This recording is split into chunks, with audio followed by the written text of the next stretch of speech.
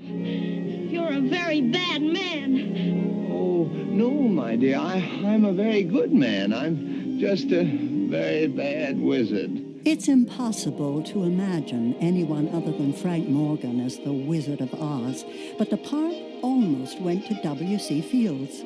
Prove it. These two comic geniuses had something else in common, but we'll come to that in just a moment.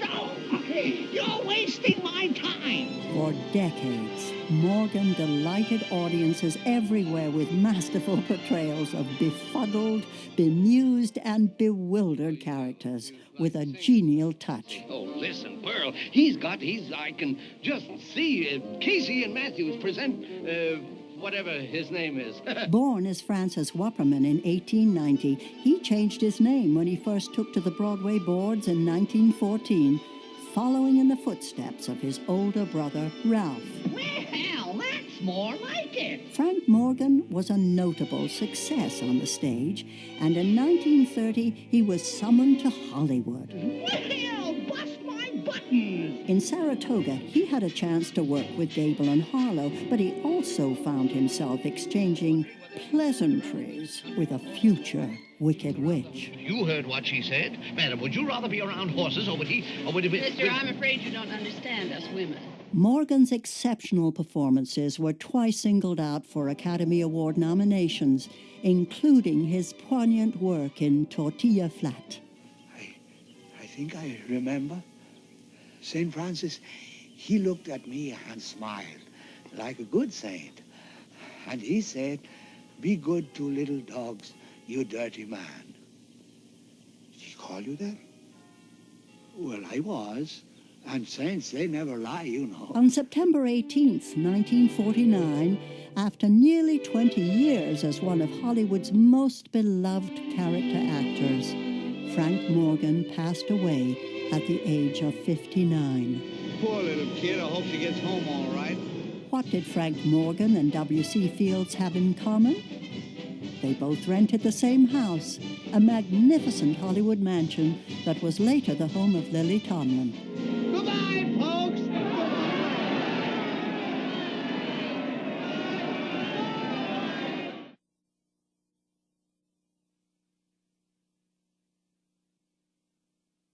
I don't know. But some people without brains do an awful lot of talking. The versatile Ray Bolger was nothing short of perfection in motion as the Scarecrow. For him, it was a professional high watermark, but he almost turned the film down. Now that's getting personal. The key to what Bolger considered the last straw in a moment. Stuff a mattress with me. Heh. A native of Dorchester, Massachusetts, Bolger began his career as a hoofer at the age of 18. By 1936, he was so popular, he played himself in MGM's sumptuous production of The Great Ziegfeld. Mr. Ziegfeld, gee, I wish you'd give me a chance. I've got talent, and I'd like to get away from shifting scenery and moving props. How long have you been a property boy? 5 years, but my heart hasn't been in it. You've been working a long time without your heart, buddy. The studio was impressed, so they kept him on to do other pictures, and that led straight to The Wizard of Oz. Wonderful. For the rest of his life, Bolger would bounce back and forth between the stage and the screen.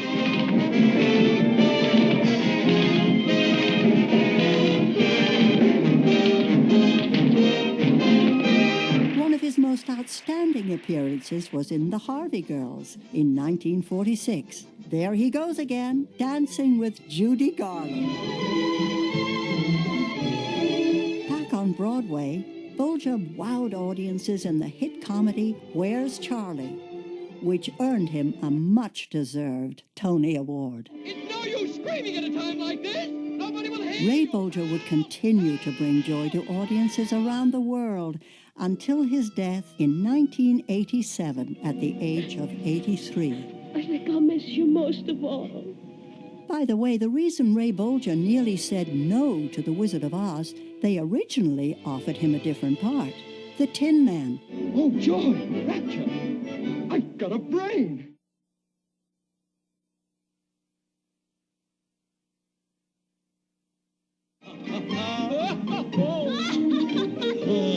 The giddy brilliance of Bert Lahr's cowardly lion is stamped in our memories forever. But he later found a new generation of television fans with a role he could sink his teeth into. If you don't know how he did it, that tidbit is coming right up. Born Irving Lahrheim in New York on August 13th, 1895, Lahr made his stage debut when he was only 15. By the 1930s, he was one of Broadway's brightest lights. The stage was always his specialty, but Lahr also had frequent engagements in radio, film, and later television. One of his more delectable appearances was as a lovelorn stage door Johnny in Ship Ahoy in 1942. Take it easy, boss. Remember your Aunt Jemima's pectorosis. Never mind my afflictions. Where have you been? I'm sorry, boss. I'm devastated. Cupid snuck up on me and pierced my epidermis. I'm a broken reed, a chaff in the wind. In 1954, Lahr charmed the public with his comical Mountie in Rosemarie. I missed you, girlie. The thought of you depressed me during the day, nagging me at night, and frustrating me at twilight. On stage, he garnered thunderous reviews for his groundbreaking performances in Waiting for Godot and A Midsummer Night's Dream. And in 1964, he was honored with a Tony for the musical Foxy. Shucks, folks, I'm speechless. Bert Lahr's last movie was released after his death. He never quit acting. He passed away on December 4th, 1967, leaving behind an indelible legacy of laughter and courage. Bert Lahr's tasty turn on the small screen? He was the tormented potato chip man who couldn't eat just one. Tell me when it's over.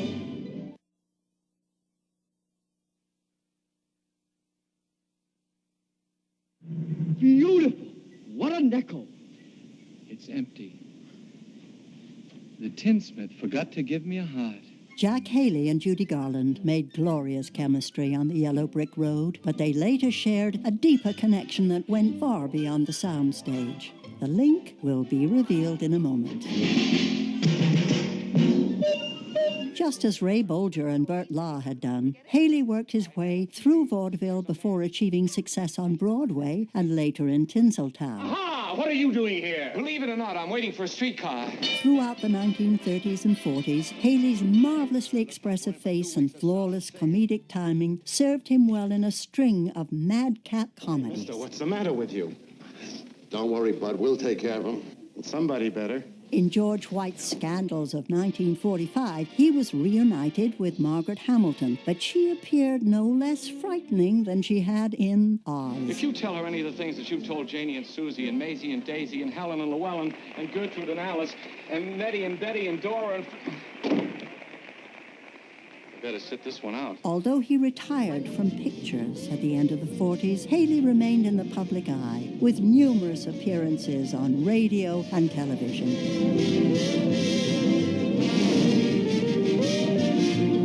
But Haley found his greatest reward in helping others. For the rest of his days, he worked tirelessly to raise millions for charitable causes, becoming as beloved for his true kindness as for his roster of wonderful roles. Someday they're going to erect a statue to me in this town. Well, don't start posing for it now.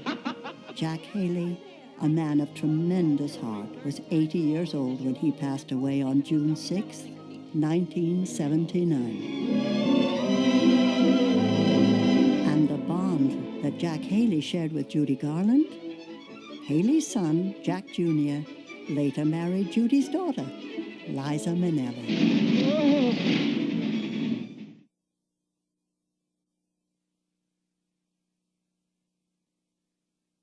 I am a witch. I'm Glinda, the Witch of the North. You are? Billy Burt never burst any bubbles. Just like in the Land of Oz, she was both good and beautiful, with an ageless elegance. After all, she was 54 years old when she floated into Munchkin Square. And meet the young lady who fell from a star. But 3 years before Oz, Billy Burke had a chance to behold something very few people ever do. That story is coming right up. She was born Mary William Ethelbert Appleton Burke in Washington, D.C. in 1885. Before her London debut at the age of 18, she adopted the stage name Billy after her father, a renowned singing clown in the Barnum and Bailey Circus. By the time she was 22, Burke was the queen of Broadway. Among her legions of admirers was celebrated theatrical impresario Florence Ziegfeld. They eloped in 1914 and tied the knot in Hoboken, New Jersey. After her husband's death, Burke embarked upon an entirely new chapter of her saga, becoming one of the screen's busiest and most popular character actresses. George Cukor used her to great effect in 1933's all-star extravaganza, Dinner at 8.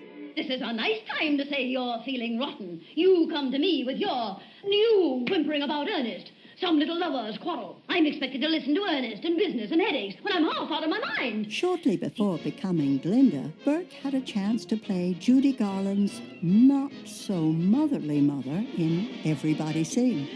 I think you better take me in your arms and kiss me. Daddy doesn't want him to. Look, see, he's written the Duchess leads Sir Geoffrey to the Davenport and sits down beside him. Over the next 3 decades, Burke would bewitch her audiences with her own special brand of beauty, warmth, and magic. Oh, do please call us Doris and Herbert, not Mr. and Mrs. Dunstan. She did more than 60 movies before she retired in 1960. She passed away 10 years later at the age of 84. Incidentally, that rare event Billy Burke got to see, herself on screen played by another actress, Myrna Loy, in The Great Ziegfeld. Miss Burke? Mr. Well, it doesn't matter.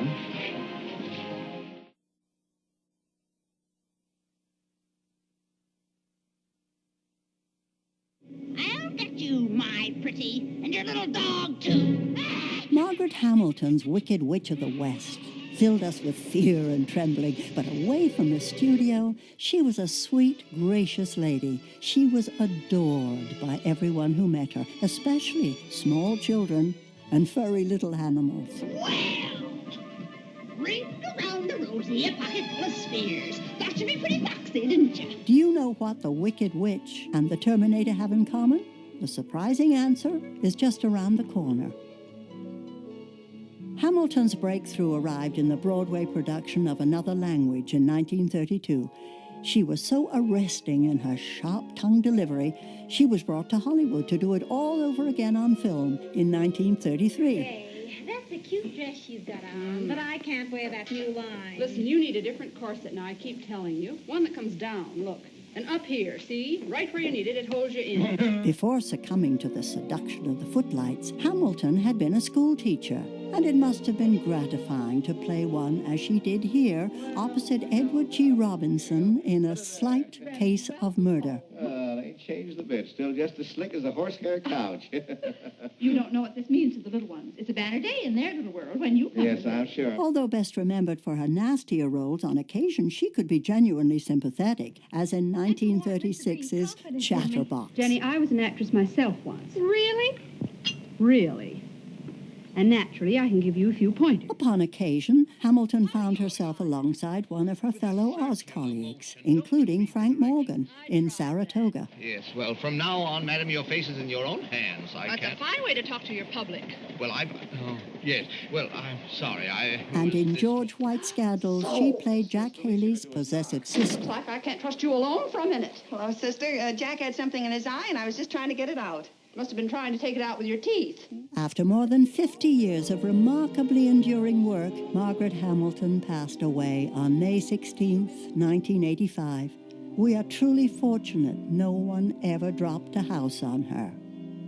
What is it Margaret Hamilton had in common with Arnold Schwarzenegger? They both ran for public office. Hamilton was elected to the Beverly Hills School Board in 1948.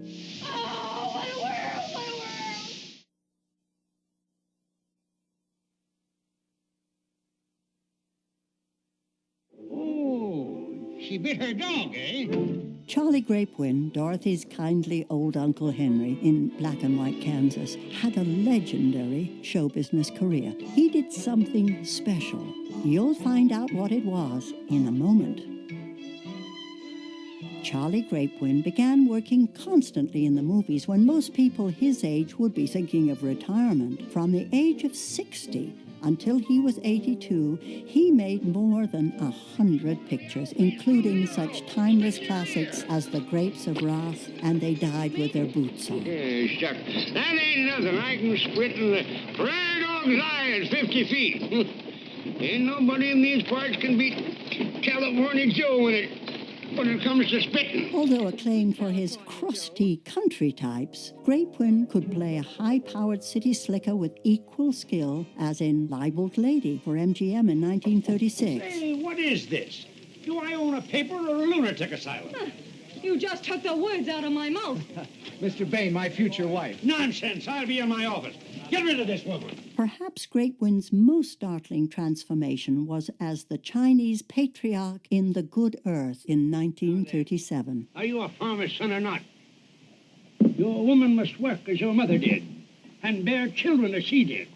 6 sons like mine. Your tea will be cold. True, true. Despite his industrious acting schedule, Grapewin found the time to become a successful playwright and novelist. And unlike the people he usually played on screen, he was impeccably groomed whenever away from the studio.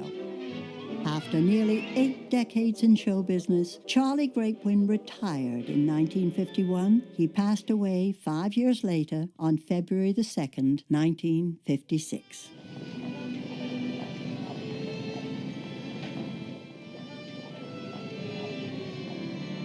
Charlie Grapewin's singular accomplishment years before any of his fellow Oz castmates, he made a movie, Jimmy Hicks and the Rum Omelette, way back in 1900.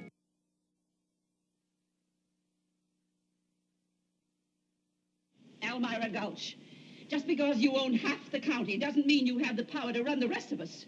For 23 years, I've been dying to tell you what I thought of you. She may have been on screen for only a few scenes, but they were good ones. Clara Blandick gained undeniable immortality as Dorothy's dearest Auntie M in The Wizard of Oz. But there was another storybook aunt Clara Blandick played not once, not twice, but 3 times on the big screen. Who was it? The answer is coming up. Here, what's all this jabber-wopping when there's work to be done? I know 3 shiftless farmhands that'll be out of a job before they know Born on an American ship in Hong Kong Harbor, Blandick made a few films during the silent era, but her first love was the stage. She made her talking picture debut in the 1929 hit comedy Wise Girls. Your ma was the prettiest woman then? It's a long time ago. Over the next 30 years, Blandick was a welcome presence in dozens of movies. Her parts were not usually large, but they were often memorable. Gambling. Did you hear that? These foreigners would corrupt the devil himself. She could be officious, she could be stern, she could even be mean with equal believability. But it was for her sweet-natured little old ladies that Clara Blandick is best remembered. My dear, when I was your age, I could have married money, but instead I picked a very poor man whom I loved dearly. John and I have been married for 50 years, and day by day our love has bloomed into the most wonderful hatred. Next time I get hitched, it's for dough. After enlivening more than 100 movies with her presence, Clara Blandick passed away at the age of 81 on April the 15th, 1962. And that other storybook aunt Clara Blandick brought to life 3 times? She was Aunt Polly in Tom Sawyer in 1930, in Huckleberry Finn in 1931, and again in Tom Sawyer Detective in 1938. How did you know that? Yes, you seem to know more about Huckleberry's afternoon than he does himself.